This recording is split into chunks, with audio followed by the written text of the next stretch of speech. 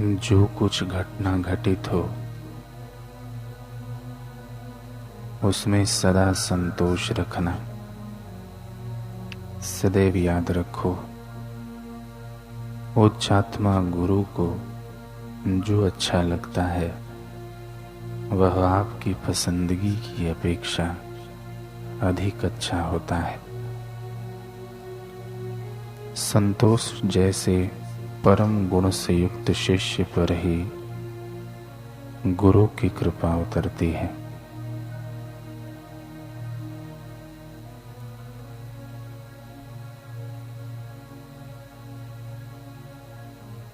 उच्च आत्मा गुरु की कृपा के द्वारा शिष्य के हृदय में विवेक बुद्धि का उदय होता है। गुरु के प्रति अपने छोटे छोटे कर्तव्यों को भी निभाने में सतर्क रहो। आपको बहुत आनंद एवं शांति की प्राप्ति होगी।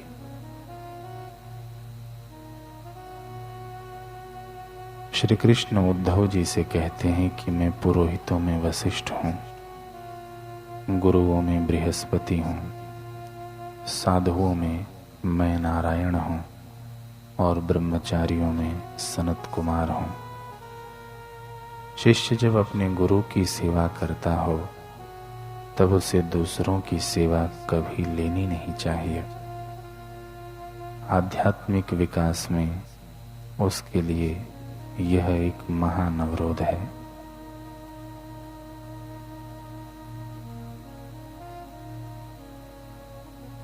जैसे हवेली की दीवारें और छत कितनी ही ऊंची क्यों ना हो, उन्हें खड़े रहने का आधार जमीन देती है, ठीक वैसे ही धन संपदा, मान सम्मान व गुण ज्ञान के बने रहने का आधार ठाकुर जी की आराधना है। इसलिए नियम से ठाकुर जी की पूजा करो, तभी तुम्हारा कल्याण होगा। सोहना मोहना को यह उपदेश देकर फकीर आगे बढ़ गए। रायपुर में बसने वाले पति मोहना और पत्नी सोहना, इस दंपत्ति के दिल में पता नहीं क्यों फकीर के ये वचन घर कर गए और बस उसी दिन से दोनों पति पत्नी रोज ब्रह्म मुहूर्त में उठने लगे। पहले नदी में खुद स्नान करते और फिर शुद्ध जल से घर में विराजित भगवान श्री कृष्ण की प्रतिमा को नियत समय पर स्नान करवाते। इस नियम की पालना में वे भूल से भी भूल नहीं होने देते थे। सर्दी, गर्मी, बरसात, हर मौसम आया, परंतु उनका नियम नहीं टूटा। तय समय पर ठाकुर जी की प्रतिमा को स्नान करवाने का जैसे उन्होंने प्रण ले लिया था, ऐसे ही कई वर्ष गुजर गए। फिर एक दिन सुबह सुबह वे दोनों नदी से ठाकुर जी के लिए जल लेकर लौट रहे थे। अचानक से पत्नी सोहना के पैरों को ठोकर लगी। अरे यह कौन है, यूं मार्ग में क्यों लेटा है? तभी उस व्यक्ति ने करवट ली और उसका चेहरा सोहना मोहना की तरफ हो गया। वह बुरी तरह जख्मी था और प्यास से तड़प रहा था। उसका गला इस कदर सूखा था कि वह बोलकर पानी तक न मांग सका, इसलिए आंखों से ही गिड़गिड़ाया। अब सोहना मोहना द्वंद में फंस गए। यदि वे इस प्यासे को पानी पिला देंगे तो जल शुद्ध नहीं रहेगा और दोबारा पानी लाने में पूजा का समय निकल जाएगा। एक तरफ तो उनका नियम था कि ठाकुर जी को, बाल गोपाल को नहलाना है, और दूसरी तरफ वह पीड़ित व्यक्ति था।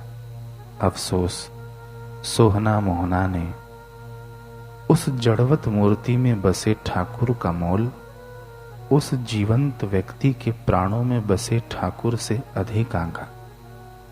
तभी तो वे उसे पानी पिलाए बिना आगे बढ़ गए। यह देख उस जख्मी व्यक्ति ने सारी बची खोची ताकत बटोरी, परंतु फिर भी कंठ ने ज्यादा साथ नहीं दिया।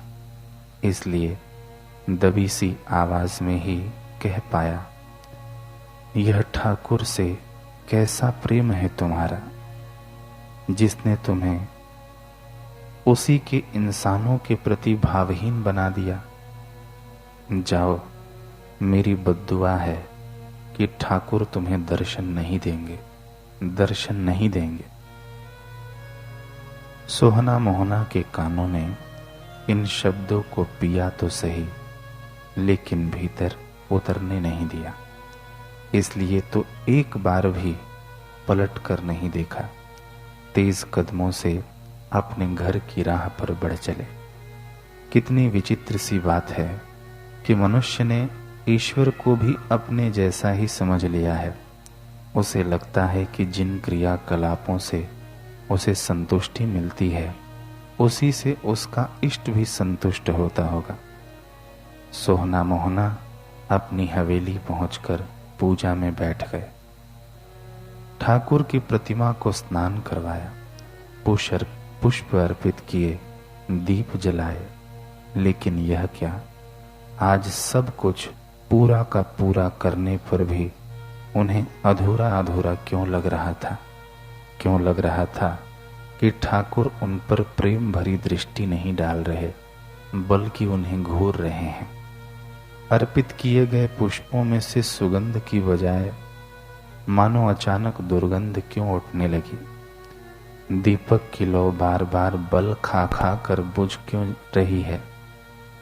क्यों घंटी की आवाज को चीरते हुए उस जख्मी व्यक्ति के शब्द हवा में गूंज रहे थे।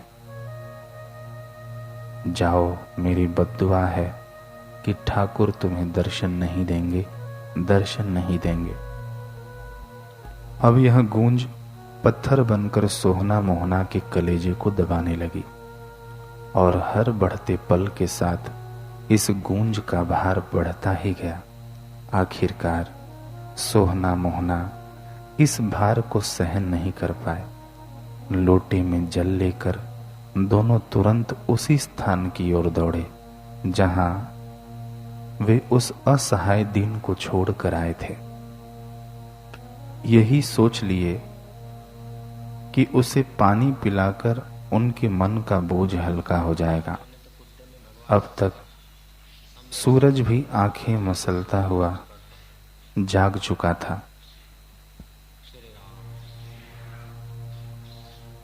शायद इसी शुभ दृश्य को देखने की चाह लिए, लेकिन रात्रि काल से भोर में समय क्या बदला, मानो सब कुछ बदल गया। उस नगर में दिवस का प्रकाश अवश्य हो गया था, लेकिन उस दीन पुरुष की जीवन ज्योति घोर अमिट अंधकार में पलट चुकी थी। परंतु अब भी उसकी आंखें खुली थीं। वह उन आंखों से पानी के लिए वैसे ही प्यास झलक रही थी। मोहना ने ज्यों ही यह देखा, उसकी चीख निकल पड़ी और उसने अपने दोनों हाथों से अपनी आंखें बंद कर ली। सोहना भी इस दृश्य को देखकर सिहर उठा। थोड़े ही देर में वहां काफी लोग इकट्ठे हो गए। उनमें से कुछ लोगों ने उस मृतक को पहचान लिया। वह श्री गुरु गोविंद सिंह जी महाराज का शिष्य था और पास के जंगलों में ही निवास करता था। जब पूछताछ की गई तो सारा भेद खुला। दरअसल गुरु दर्शन के लिए जा रहे एक समूह पर कुछ लुटेरों ने हमला कर दिया था। तब उस समूह की रक्षा के लिए वह अकेला सिख ही उनसे भिड़ गया था। उसने उन सब की जान तो बचा ली, लेकिन स्वयं के प्राण गंवा बैठा। परंतु यह तो अधूरी कहानी है। आगे की कहानी तो केवल सोहना मोहना को पता थी।